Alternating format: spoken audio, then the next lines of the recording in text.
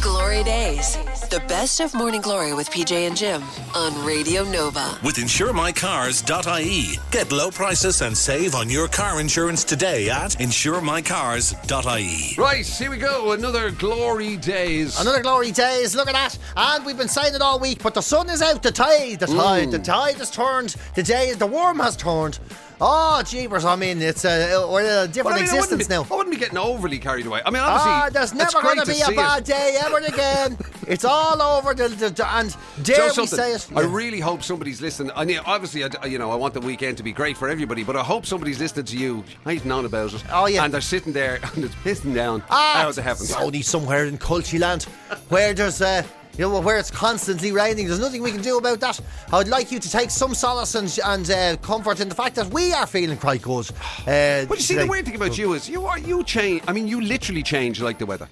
You actually genuinely don't know what it is you prefer. Oh, no, I do. No, you don't. You're very... maybe you're too specific, because it's kind of like you don't mind it being dull and rainy and drizzly and damp and horrible and dark and everything. No, I don't mind it. As long as you feel warm. Yes. But I'd still prefer it to not be any of those. Like, given a choice, given two bad choices. Then when you get this lovely sunny bright weather, you go, but it's freezing. Jeez, it's freezing.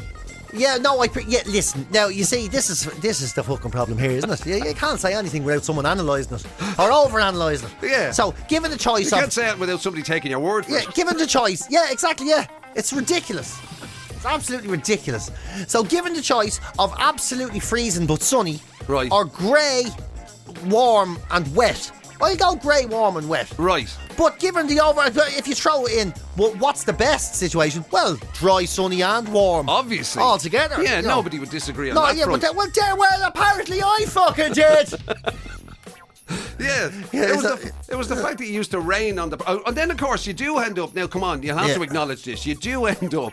You do, specifically, having this weird thing of, like, jeez, it's freezing. Oh, it's freezing. Jeez, it's freezing. Oh, God, it's too warm, isn't it? No, only with fake heat. It's too warm. Jeez, only with fake heat. I never get too warm in real heat. Real like heat? The sun and all. Oh, right. Yeah, never, ever. Yeah. But it's that organic heat, is it? Yeah. Where's that come from? But is that from the sun? But this thing, natural now?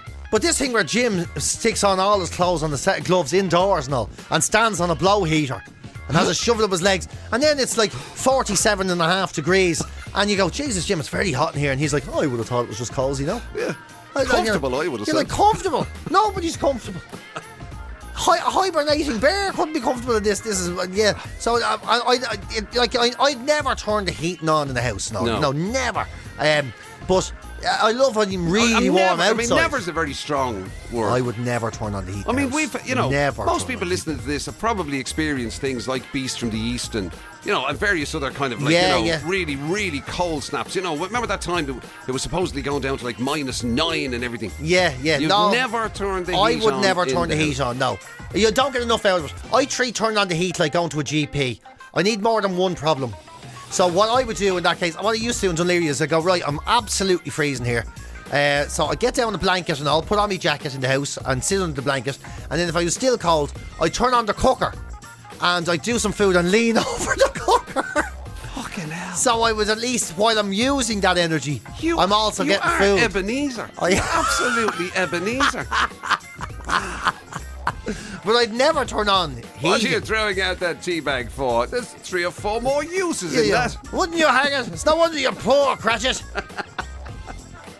Wow. Yeah, it's just not something that's on my radar. I never want hot water in the house either. I don't use hot water. Just the electric shower is fine, that does it anyway. But the taps and all, and the dishwasher and all, sure, they don't ask for hot water. No one cares about it. So I never...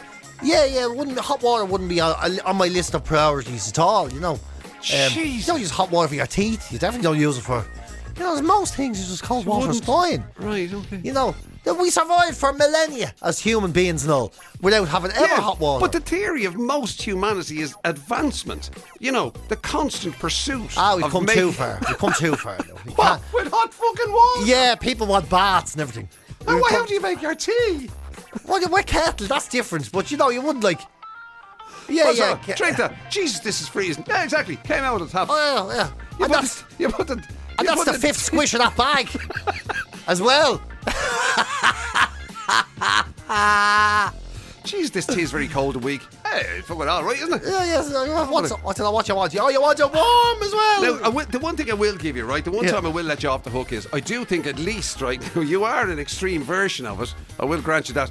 But at least you have this kind of like, you've maintained your sort of, what would you call resistance, if you want to call it that, to cold or whatever, right? Yeah. So as a result, I'm not too bad in the cold then because exactly. of it. And so you kind of have built up that resistance. Yeah. 50 years of living in. Anyway, but whereas I will confess, I absolutely hold my hand up and say you do become when you because obviously whatever you think about me. Oh yeah. I think this is what's happened to me. Yvonne, I think, has turned me into this creature. Well, you and Yvonne are permafrost. That's what I'm going to call the two of you. Permanently frosty. Yeah, cold all the time. She would be literally the polar's not the appropriate word, really, but the polar opposite of you. You are the polar opposite. North Pole and South Pole. That's the two of you. In the terms of the fact that she would absolutely, there wouldn't be a hint of discomfort. Yeah. And the heat would be on, or it might get cold. Or it might get, you know what I mean? Yeah. And I think as a result, my resistance to cold, you know what I mean? I know, you don't have any anymore now. I grew up, I would have said, as normal as anybody else. You know what I mean? Like, obviously, you, we originally grew up in houses that had no central heating. Yeah, you just light the fire or stand next to the super stair, yeah. Exactly. Yeah. I so know that. I've obviously just developed it in recent years. You've just developed. You got too I've cozy. Got soft. You got too cozy. Soft. Too cozy for your own good. Now you're like an old bear. And that's. Yeah, and you definitely have a sensitivity with the cold. I don't have, thank God, because swear to God, that Jim can sniff out a draft like a greyhound can sniff out a sausage. It's absolutely incredible to watch. You go, Jesus, where's that draft coming from? There, fucking there, look, there. He knows exactly. He could be standing a mile away from it, and he'd still know exactly where the draft is coming from. I think the actual sort of like that, the penny drop moment of being past it. I remember going for something to eat with them, two of the lads, two of my lads, David and Daniel, I think it was, going for something to eat with them, and it actually made us move table because I could feel a draft. Yeah, there you go. And it was in somewhere like, I don't know, TGI's or the Westbury Hotel. No, was it? I'd literally moved, and you know the way you get that look from staff if you do that. Yeah, because they don't know what you're on about. Well, they look at you with contempt, as like, what the fuck's wrong with that? What's wrong with that table? You're just trying to be cantankerous now, aren't you? You're trying to be awkward. And you're like, there was a draft. There's a draft. It's going up. Somebody else getting that draft. There's a thing going up the leg of me trousers and all. It's moving the hair on me legs. The draft. You see, and and I've said it to the lads. You know, for meeting up for it, I don't give a shit. I will eat anything. Yeah. Or drink anything, or go anywhere. Yeah. Or do anything like that. In fairness to you. But don't put me in a cold place. And don't put me in a place where people leave the door open or we're too near the door or any of that sort of shit. Jim can't go to a horsebox coffee shop. Imagine him. He wouldn't know what to do with the food. He wouldn't know what to do with the food. They give him the food, he'd be there going, can you come out of there so I can go in there and eat it, please? Because I don't know what to do. I'm outside and in the draft. Drive you demented, yeah. Oh, would drive me around. That's why I bet you love eating in your car. I bet you do. Because it's a capsule. It's a draft-free capsule. It's literally a missile that takes you from one place to another without ever having to feel a draft. Brilliant. Yeah, perfect. Brilliant. And this is from a fella, I bet you there's no heating on it, doesn't like any blow hair. Never has the radio on it. Just wants to sit there in total silence, moving through time. With no draft. Just something I just realised, now that you've said that, you've given me a brilliant idea. I think I'm going to invest in, I would have said it was gimmicky shit before. Yeah. But you know, like you can get little tray tables and all for your car. Things that clip onto things. Onto the wheel. And clip onto your wheel and all. I just, fuck it, I tell you, I'm going to ask for that for Christmas. I saw a fella there recently, online now, and he sits in his van to eat his lunch, right? Yeah. So he puts he's a toilet seat that he's never used, right? I'm not even joking. And he gets the toilet seat, right? This is his van, because he loves sitting in his van, spending time in that. Yeah. But he wants a table. So he puts his head through the hole of the toilet seat and he opens up the lid. Fuck off! Yeah, and he puts his food on the lid and he leans a bit and he uses it as a table. He's got a sticky plate that goes on it and he eats like that and listens to the radio and he looks out the window. With a toilet ring with the toilet, his head. yeah. And then he finishes his food, he takes the jack seat off, puts it back on the passenger seat and he drives away. I mean, and that's his way of getting doing it. It's borderline brilliant, but my Jesus. Imagine, you see Jim now in Wicklow with a jack seat round his head, and in the woods, and people will think, what's that dirty old fecker doing? I mean, I'm just having a burger. I'm just having a burger. I promise I'm not doing that weird. Wow. Yeah, so Feck's shelling out on some sort of gadget off you just, Amazon or and just get to IKEA or Woody's. An old toilet seat. A new one even. Just by he bought his new, he says. Yeah. Now, I tell you, I insist on the plastic because it's lightweight. I did go with the wooden one, and I found it gave me an awful creak in my neck. The bleeding ivory thing. Off some fancy jacks because he wanted a luxury one. Big marble thing. Big porcelain thing. Oh, Jesus. Mother, Jesus. Ever since I started eating in the car, we're going around with a neck brace and everything on. What happened? You know yourself. Had my head through a jack seat eating the burger. Yeah. And then all of a sudden I got turned around. I thought I could handle a stew. It was a bad idea. Someone beeped the horn and fucking dropped the stew everywhere. Did me neck in. That's sort of, so this is not like not a read a story in an online thing. You know this bloke? No, I don't know him. No. It was a person online. Right, okay. Probably performative, but that's what he was doing in the story. Yeah, builder lads. Yeah, he had the jack seat. That's what he was doing. Yeah. Because the weird thing about it is, and we've talked about this before, because I have done it. You know where you do that thing where, because you can imagine with my fucking, hang-ups or whatever. I'd feel much more comfortable going in, buying something, bringing it to the car, sitting in the car and eating it. Oh yeah, right? Yeah. Because for some reason, I don't know why, I always assume that people are looking at your every failing. I know, when you're having something. So you're sitting, even if it's if it's like just a little calf place, you know what I mean, or like part of a service station or something. Yeah. I always assume that if anything that potentially goes wrong, you just feel judged all the time. You drop something. Yeah, you do. That people are going, look at that. Look at the way he's waiting. He's got sauce on the side of his head. Don't look now, love, but look the way your man's holding his burger. So, but the thing about it is, I know I'm not alone because I've been that man who, literally you look to your left or you look to your right and there's some other lad doing exactly the same thing. Yeah. Staring out into the sea or the park or wherever you are. It's cast away. Eating your sandwich and your cup of coffee. It's cast away. All the paranoid men in the world can identify each other. Look at that poor fucker now. Can't even enjoy it, all. Torment themselves. Yeah. But I mean, you do get the advantage if you can listen to the radio and all that. You can put the heat on. Heat on. You know yourself. You know what it's like. The June bank holiday weekend, and it's only 24 degrees out. You might want to have the heat on and eat an ice cream as well. Yeah. Wow. I know. Yeah, but that's it, isn't it? Yeah, that's But you used to love a bit of solitude. I do. I don't. I'm not sure I like the new you. No, I do love solitude. When you were all intense and all. No, I do love solitude. I do. I love it. I do, but I love it for different reasons. I don't love it because of paranoid. I don't love it because I'm worried someone thinks of how I eat a donut and all. I just don't want to be chatting to anyone. And I just think I've gotten better at, when people start talking to me, I just go, And now I have this ability to just turn my brain out at the moment. Since the kids came along, it's like I can literally make myself not experience you being in the room with me. I've never been able to do that before. You can literally, it's like existential. You can take yourself out of yourself. It's like I can travel to this other place now. Like I can sit in a busy pub and all, and everybody's moving around and all. And are they talking to you? They might be. And it's like that transcendental meditation. Yeah, it is like that. It's more like transcendental meditation. Dedication. Transcendental dedication. Brilliant. That's what it is, yeah. It's like I'm mentally not even trying to do it, but I have no idea what the fuck you're whittering on about. I haven't a clue. Brilliant. And I still love being on my own. I still love my own space. That's why I love being on motorbikes. Like a car journey with someone else now is my idea of hell. That's torture. That's my idea of hell. Right. I'll give you a lift. if I can get in the boot. But I'm not sitting in the car with you. You'll be talking shit. I won't. You will. You'll be talking shit. And I won't want to hear it. Yeah. I'll follow you on the motorbike. I'll pull on my helmet, and that's the quiet place. And if you really want to, we can stop halfway and we can have a cup of coffee together. But you have a cup of coffee over there with the paranoid man. I'll be over here. You stay in your car. You stay in your car over there. I'll go inside. I'm going to be in here with the normal people, eating chips, not a bother on me. And then I'll follow you up the road again. But we're not sharing the space together, Yeah.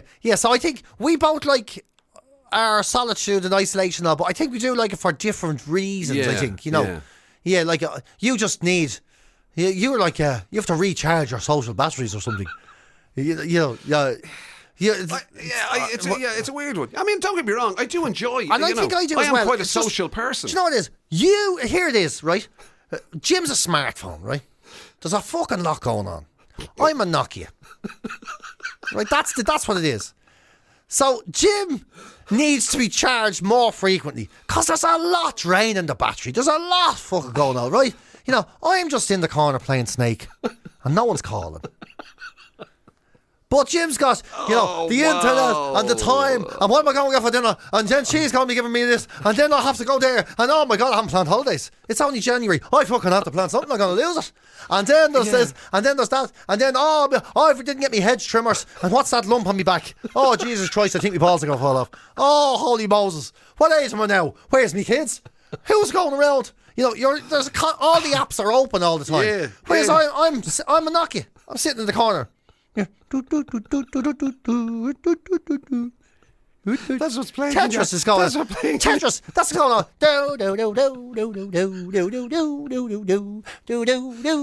That's what's playing in your head, isn't it? That's a soundtrack. Yeah. So then, my isolation is just so I can hear. Whereas your isolation is where you can go. Oh, fucking hell. Fucking hell, I'm done. Me battery needs to charge. Oh my God, I think I need some new software. Glory Days. The best of Morning Glory with PJ and Jim. With Get low prices and save on your car insurance today at InsureMyCars.ie. If you are going into the job market, you do need to be prepared. Yeah, tell me about it. A company called Career Builder. They have put together so basically they send people out for job interviews, you know. They're a recruitment company. They send people out for job interviews. They go for their job interview, and every so often the company that receives the interviewee rings them back and goes, "Come here, where did you find that Gallagher fella?" Yeah, but that lunatic then. Where did you find an absolute wild thing? And then they get reports back from here's what the person did in an interview. Right. And honestly, reading back on them now, some of them are very, very entertaining. You know, well, especially like the fella who brought in a how to interview book, right? And he was sitting there and they said, "Where do you see yourself in 7 years' time?" And he was, "Where do you see yourself?" And he opened the book and went, "I see myself progressing in a career." And he kept referring to the book during the interview. Oh my God. Yeah, had yellow sticky tabs and all on it for where. I mean, there's a part of you that would kind of want to say, well, look, you know, I mean, there is being prepared. You should probably have prepared well enough to have maybe memorised some of the important bits. Well, there you go. Talk about memory. We'll bring that into it. What about the fella who went in for a job interview and they says, do you want to start by telling us what you know about this company? And he says, "I'm doing loads of job interviews. What company is this again?" You know, which didn't go down Sometimes very well. you can't end up having a lot on your plate. Well, isn't that it? Yeah. But you think you would know. You would know. I mean, the other thing is, I don't suppose it says if there's a particular level that this recruitment company operate on. Are they sending out, you know, potential executives? I doubt it. And I doubt that. I doubt it. I'll be honest with you. Why is that now? Because one fella inexplicably turned up in a full Boy Scout uniform with merit badges and everything. As the only formal dress they had. So, wow. Yeah, he's scout leader or something, I don't know. And they were interviewing him. No one asked him about it. You're joking. Didn't bring it up or anything. Nobody said to him, "I see you're dressed as a you're dressed as a Boy Scout today, or a Scout leader." Yeah. No one said is that a strong interest of yours? No, he walked in the door and he went, "No. Don't bring it up." No, don't. You're not allowed to mention people. Yeah, that'd be like me looking at you going, "Jim, if you ask one question, we're going to be here all day. I don't want to hear it. We'll be here all day." Full Scout uniform. Yeah. I would just love to know whether he thought that might have been viewed as a positive. Maybe was he thinking, "I know what I'll do. I'll wear my full Scout uniform. They'll know straight away I am, let's face it, always be prepared. I'm always prepared. That's the motto." Yeah. I'm very good at tying knots. That may or may not be relevant. May or may not be relevant. You never know. It's there, but it's I have my swimming badge. Again, a swimming badge. We're looking for someone to work in an off license. What are we going to do with your swimming badge? Yeah, I'm wondering, or was it literally just I had nothing else clean? I don't have any other clothes. I don't have a suit. This is what I have. It's amazing how many of these are men. There's so many of them are men. Some of them not. One woman in the middle of the interview, she goes, "Sorry, I couldn't have a sup or coffee by any chance." What sup? So didn't even. What do you mean? Didn't even ask for her own cup. Yeah. I couldn't. You wouldn't mind if I could get a cup of coffee or a glass of water or something, if you don't mind. Give us a suppy or coffee. A sup of yours. Couldn't have a suppy or cappuccino there by any chance. Are you going to eat all of them biscuits? It's amazing, isn't it? It's amazing. I love. They're absolutely great crack. And then there was a fella who went in. Right, get this. This is my favourite. I think of the whole. Well, my second favourite. Maybe it actually gets worse. But one fella, he's in an interview, and then in the interview, one of the secretaries or receptionists came in and says, "Sorry, the guards are here for whatever." They said a name, and the people says, "That's no one here." And your man doing the interview goes, "Oh, that's me," and he had to get up and go off with the guards.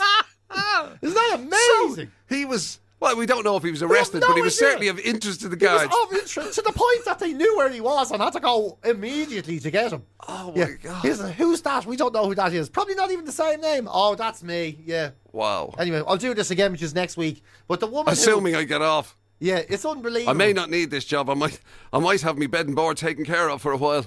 Isn't it crazy, isn't it? And then there was a woman who came in, sat down, took off her shoes. Didn't say it, just took off her shoes. And then when she was leaving... just says, "Come here, the suspense is killing me. I can't wait. Did I get the job or didn't I?"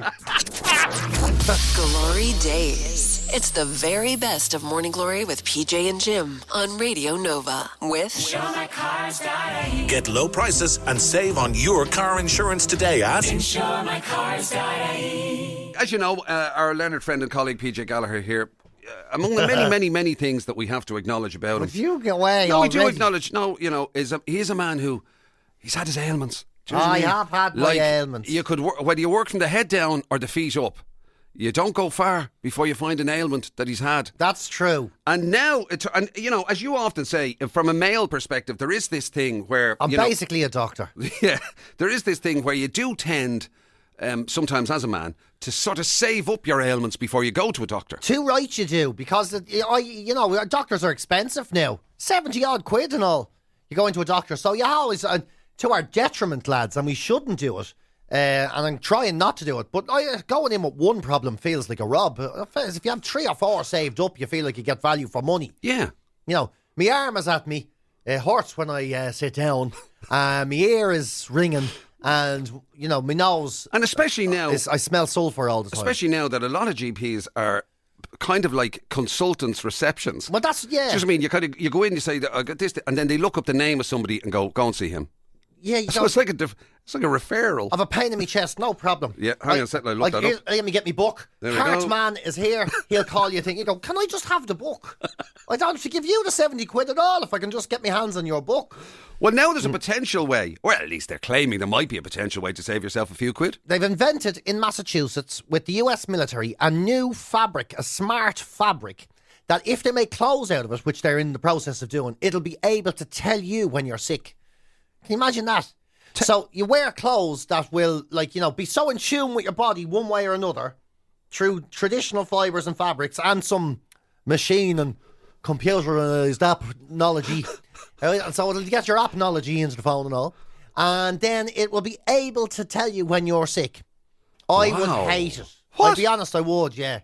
I would have thought you'd seize on the opportunity to kind of... because it'll be too good. So what'll end up happening is I'll feel fine. And then me trousers will start saying, "Come here, you're not well." And I'll be like, "I'm grand." And me cacks and all the underpants start agreeing then, No. Yeah. Something Honestly, not right man. in here. Yeah. And I'll be going, "What do you mean?" It's amazing. And me it's husband interesting go, "I wasn't going to say that." No, it was interesting that you said you'd that when it came to your ailments, they'd start in your nether regions, your pants and your underpants. It could be It'd be literally me. like, it'd be, "Oh my God, did you get that? He's not well. He's not well at all. Oh, I tell you." Break the stigma. God, he couldn't be well. No man could smell like that if he's not. Oh, Yeah. I tell you something. It's just a smelly fart, but it's not. Something dead in there. Call the police. Why would the police help? That'd be me talking to me trousers.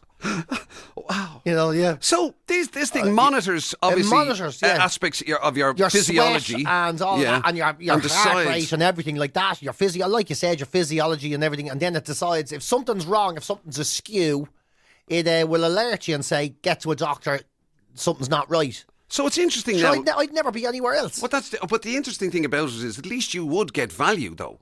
Because all of your clothes if they were made with this smart stuff. So literally, your socks would be telling you, you've got dicky feet again. Your feet are at you. Sure, I'd never. I wouldn't. I'm going to be 50 next year. I wouldn't get down to the shop without my clothes and be beeping and whistling. I'd be changing batteries in my underpants every day. Your underpants be saying to you, I think your waterworks might be at you again. Yeah. All the alarms and all. Yeah. If you put a hat on, sure, your ears will go mad. Yeah, my ears will start to have to be spinning around my head.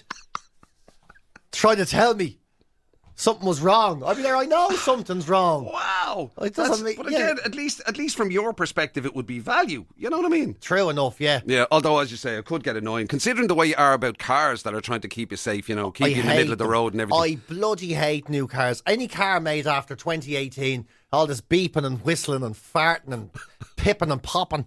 My God, it drives me up the wall. So if that was happening just let me live dangerously, for the love of God, will you? If that was happening with your clothes every time you went out for a walk. Oh, yeah, and I wouldn't be able to. I mean, I'd be jumping over walls and all. My cats would be screaming and everything.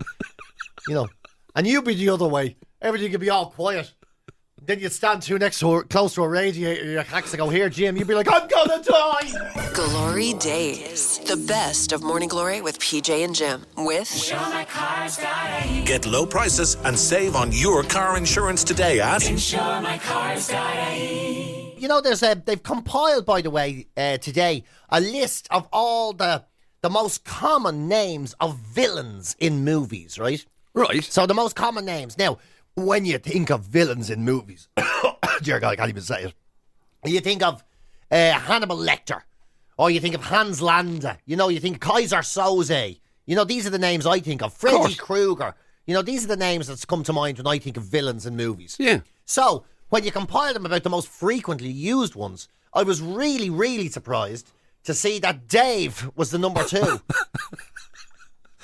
That arc villain. That if you put Dave. them all together, if you say how many times, what's the most widely used, you get Dave as number 2. Wow. I've never met a villain as Dave. Criminal Dave. I've never met a villain as Dave in my life. It's no Nurse Ratched or a Palpatine or any of these. Sure, it's not. It's no Norman What were the name Bates. of all the Bond villains? What were they all called? They were like... Well, there was Zorin was one of them. There you go. Yeah. Dave! Imagine James Bond coming up against Dave. Yeah, imagine James Bond. Yeah. It's not Dave, is it? It started again. I'm bloody Dave. He's still trying to take over the world. Many numbers of it, they're stopping him now. Unbelievable. Yeah. And then, Dave. And also on the list, some of the most normal names are on the list. Simon is on it. Barbara is on it. I mean, these don't sound like villains' names. They're not scary. Simon. Yeah, imagine. And Barbara. So there's been a bank robbery. It wasn't Barbara and Simon, was it? I think it might have been. Oh, my God. I mean, to be fair, Bonnie and Clyde has a bit of a ring to it. Yeah. Barbara and Simon. Barbara and Simon. Oh, Jesus. Doesn't sound, yeah. Barbara and Simon. What a spree day went on. The most feared villains. You get all the Joker, the Riddler, Sauron, Gollum, Anakin Skywalker, Barbara and Simon. It's very... What was number 1, by the way? Believe it or not, Victor is the number 1 name. Victor? Yeah, the most common... I mean, it's marginally better than Dave, but it still doesn't... especially with the most famous Victor you can think of is Victor Meldrew. Cranky Elflin.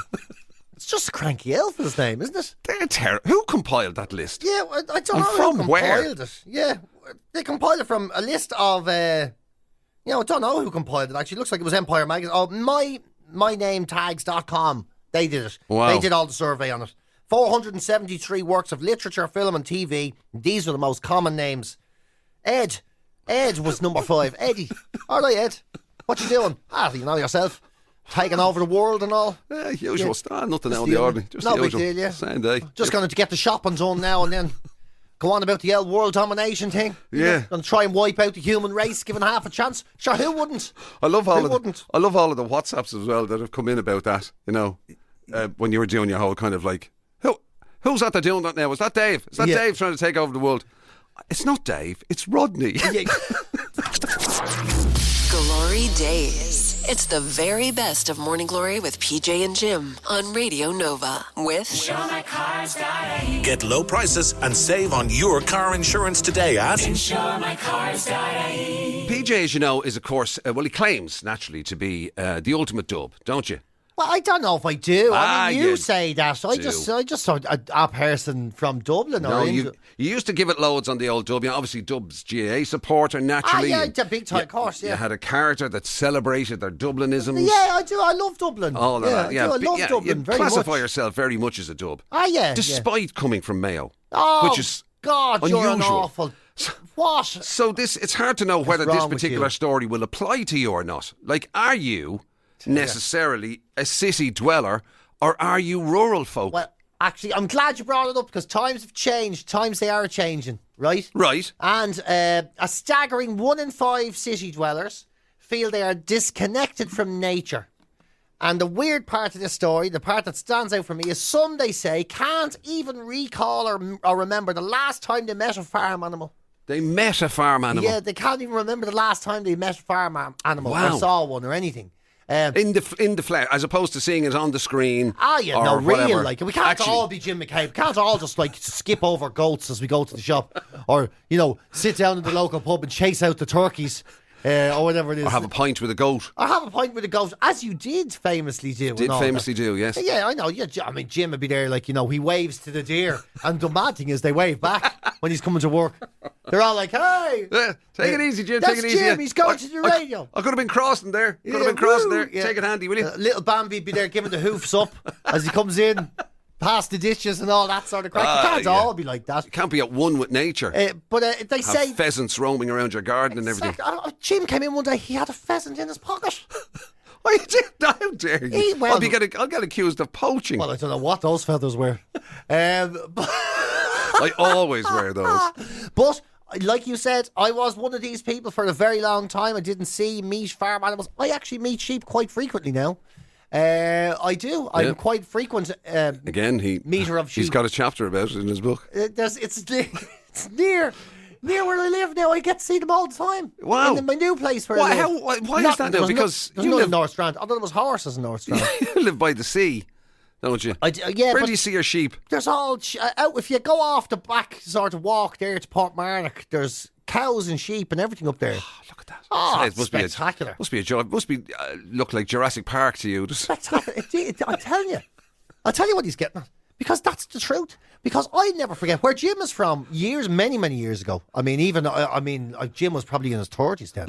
But Finglas back then used to have cows and all. Oh yeah, but literally where my mum and dad's house was, right, where I grew up, there was the other side of the road was literally the fields heading out towards Ashbourne and everything. Yeah. And then ultimately, obviously, it all got built up and the M50 and everything happened there. But it was, for a long time, it was just farmland. And my dad told me we're going to the countryside, and we went to Finglas. Right? Yeah. And that's true. We went out. You went to Finglas? To the countryside. Yeah, we did, yeah. Mind you, to be fair, this is the man that told him that Disneyland was the other side of the bay there. Sandy Mount, he pointed at. It says, that's Disneyland. That's America. Disneyland. So, you know what I mean? Yeah. So he brought you to the countryside, to Finglas. Yeah, and I saw the cows, and I got the fright of my life. I'd only seen cows on TV and cowboy movies and everything. Yeah. And I thought a cow was the size of a Great Dane, maybe.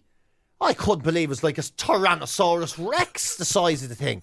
And the 6 willies and all that. I was there, what on earth is that? Never saw anything like it in my life.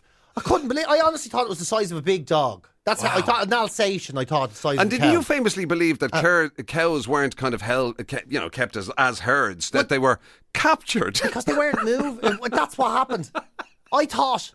Right, I picked up a stone because I wanted to throw one to see if a cow would move, because they were just standing around, right? Right. So you, of course, being a thug, had to throw stones at them. My dad says, don't throw a stone at them. The farmer, he'll beat you up or he'll kill you, he said. Yeah. I said, what farmer? I didn't know there was a farmer for cows. I thought they ran free across the country. You thought they were like herds of buffalo or something. And the farmers had to hunt them and put them in the packets. And then they went up in the shelves. Yeah. Hello, Mr. Butcher, I'd like a cow in a packet, please. Yeah, a packet of cow. You know, I thought that's how they happened. And a little packet of the back end of a cow, if you don't mind. But then, that's the thing. Jim's laughing at me now, but that's just because he's old enough to have been there when the cattle arrived into Finglas. How very easy. Yeah. Anyway, getting back to the story, before you decide to just use it as an excuse to once again beat me up verbally. Yes. So people feel what's the percentage again?